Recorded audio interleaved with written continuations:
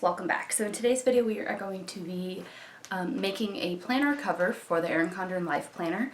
So the supplies you will need is a laminator. They come in lots of different types, so I'm not an expert on this. I've only done it one other time besides what I'm showing you now. You'll need some laminating sheets that you can buy at like Staples and Office Max. I got mine on Amazon. If I can find the right one, I will link it below. Basically, laminating sheets come in several different thicknesses. I have heard that the Erin Condren laminating film stuff is 10 mil. That's the unit, I believe, is mil. And the one that I bought initially was like 5 mil or something, so it wasn't as thick as the one that Erin Condren uses. So you'll notice my planner is just a little bit like not as hard as the Erin Condren one, which means it may not be as sturdy long term. But I figured I would just give it a try, and it actually did pretty well. You'll also need a hole puncher. I believe it's 1/8. I got mine on Amazon. I think it was only like $3 or something.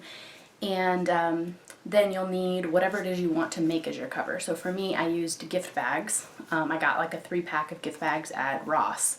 That was like $4 or something. And then I cut them to size using a ruler. So you'll need a ruler and some scissors. You can also use like decorative paper if that's what you want to do. And then just trim it to fit using a paper cutter or a ruler and just try to cut really straight. And then just time. It's going to take a little bit of time to sit there and hole punch and snip each coil cut. But I'm going to cut to the demo right now. This is the laminator I am using. This is Royal brand Super Guard Laminator Plus. And you can set it to do different things, but basically there's just an on-off switch, which you turn on. And then when it's ready, this little light that says ready to laminate will turn yellow. And what I have to laminate today, I have just these gift bags. These gift bags were just in a set from Ross. And you're going to need a front cover and a back cover. And each of them has basically two parts. You need a double-sided front cover, double-sided back cover. So you're going to need to cut 4 sheets of paper or bag or whatever it is that you want to cover. So I just thought this one was really pretty because it has the glitter. So I'm going to try to this bag is big. I'm going to try to cut the part that has the peacock. And then I have enough on this bag to do 2 on this side. And then the back side does not have glitter, but I figure I could make that like the inside cover. So anyway, that's what I'm going to use. So I'm going to use my Erin Condren ruler that came with my planner. And I'm just going to measure the measurements. I'll list them here. I'll list them down below. And then the laminating pouches that I'm using today are these by Scotch. They are from Amazon. I'll link them below. The Scotch Thermal Laminating Pouches. They're the 8.5 by 11. And this is what the pack looks like. And this is the part that everybody always wants to know, like what thickness. This is what I am using. I would like them a little thicker, but you can, you know, make do with this. I know the covers that Erin Condren sells are thicker than this, 228 millimeters by 291 millimeters. If that helps. And this is the back of the package. Alright, so when this ready to laminate light comes on, what I'm going to do is cut my bags down to size, make 4 sheets, and then put double-sided tape in between the 2 layers so that I have a front and back of the front cover and a front and back of the back cover. Alright guys, so I took those gift bags and I cut 4 pieces. Like this is going to be the new cover, and then these are the inner sides, and then the back cover is more peacock. And the size that I cut them is 8 point, here, I wrote it down here. The size that I cut them is 6.75 inches by 8.875 inches. I googled it, that's a thing. 8 7/8 basically, and 6.75 is the width. So if you have an Erin Condren ruler like this, it actually goes to like 9 1/8. So 8 7/8 is not that crazy. I know that's hard to see. It's like, what? You can't even read that. But anyway, so I cut these to fit, and then I put them back to back with the piece that's gonna like coordinate with them. So the inside is just like the inside of the bag, the gift bag. And then you can use like a paper cutter. Mine are not straight edges. It was really hard for me. Sorry if I sound sick. It's because I am. Anyway, so I'm going to go ahead and heat up the laminator, but what I would recommend is using some kind of like double-sided tape or like an adhesive roller. I'm going to use this one. This is a Scotch double-sided adhesive roller. I'm just going to put a little bit in between the layers, and then that'll help keep the layers together so they don't shift when I'm feeding them through the laminator. So this is going to be the front cover. So I need enough room on this side here to do the like the hole punching for the coils. So that's why I have it kind of centered towards the right side of the page. This is going to be, sorry, you're seeing like my computer and stuff. This is going to be my front, and then the inner part is right here. So I left it kind of near the edge, but you want enough on the side so that it doesn't start peeling. So like 1/4 of an inch is fine. And then I did the same thing at the top. So the top, this is like sealed up here. Like that's the end that is sealed. So I went ahead and slid it all the way up to the top. And the reason I did it this way is because I do not want to have to cut there. I don't want to have to cut a straight edge for the laminator. So I cut the corners of my thing that I'm going to use as my cover in like a square corner. You can round them. But I figure since the protective sheet is rounded on the edges, that would be rounded, so what does it matter? But I'm waiting for this ready to laminate light to come on. And it doesn't matter how much room you have over here because you're going to cut off the excess. So for the back cover, I actually, I did it the opposite. So this is the back cover. So you're actually going to see it like flipped over. So the coil is going to need to be on the inner part. So I kind of like, you have to think about it really hard, like logistically, like which is going to be the back cover, where the coil is going to be, because that's where you need excess of the laminating film when you put it in the sheets. Because if you leave only this much, you won't have enough to do the coils and you'll be kicking yourself later. Alright, the laminating light came on finally. I was starting to think it was broken.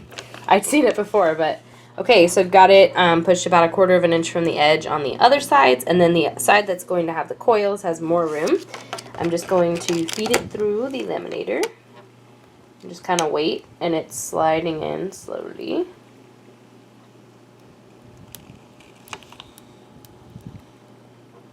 I'll do the same exact thing with the second sheet and let them cool when they are done. So I'll be back in a couple minutes once this is finished, and you'll see what they look like. So it's coming out the other side as it's done, just so you know. So this is what you'll have when you're done. You'll have a laminated sheet. The edges can have like dots or whatever because there's nothing in between the film layers, but don't let that bother you.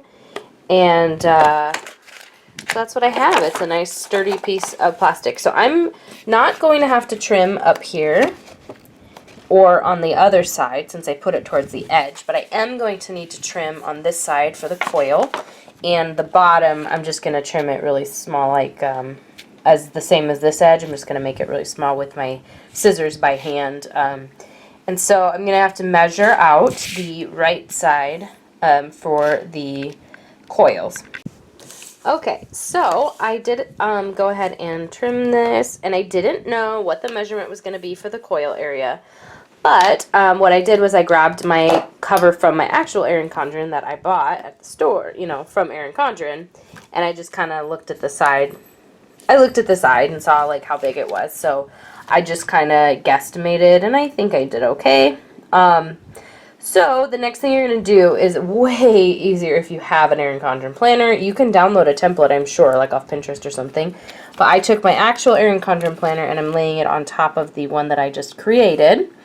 And what I'm going to do is use a Sharpie or some kind of pen. You're going to basically color a little circle where you're going to hole punch. Keep going. Both covers. Alright, then you'll have something like this, where it's just telling you where to hole punch down the side of the coil. Now I'm going to grab my 1/8 inch hole punch and 1/8 hole punch, and I'm going to just hole punch each of those little circles to the best of my ability in a straight line. They're not perfect, but I'm going to cut out the red anyway, so who cares.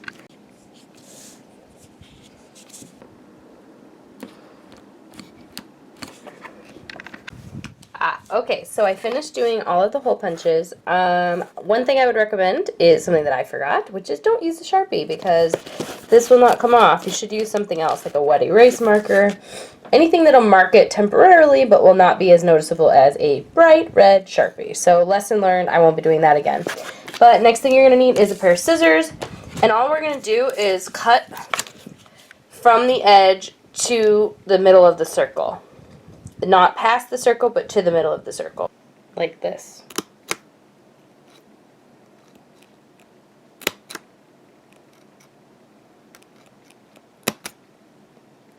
Okay, so similar to how the Erin Condren looks, just like this.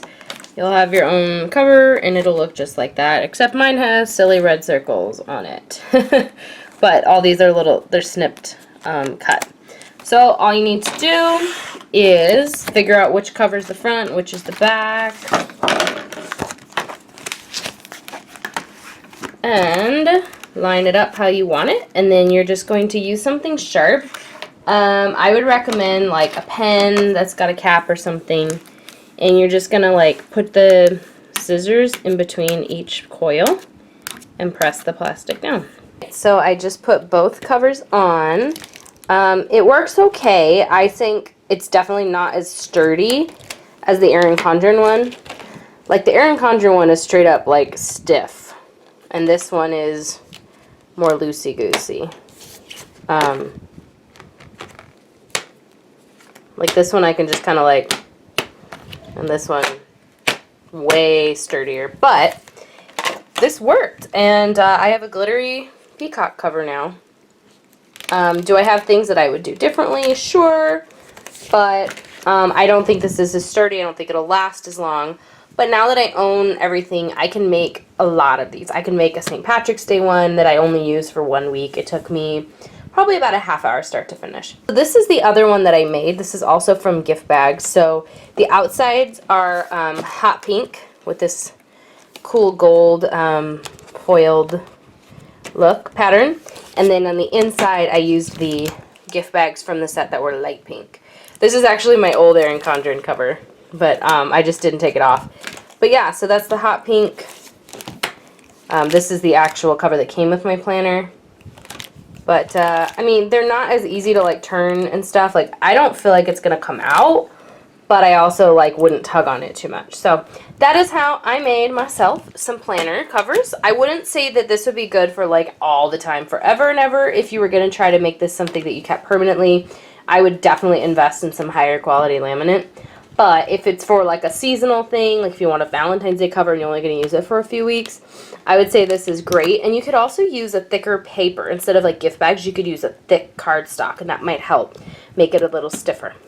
So I hope you guys found this video helpful. Thanks for watching. Bye.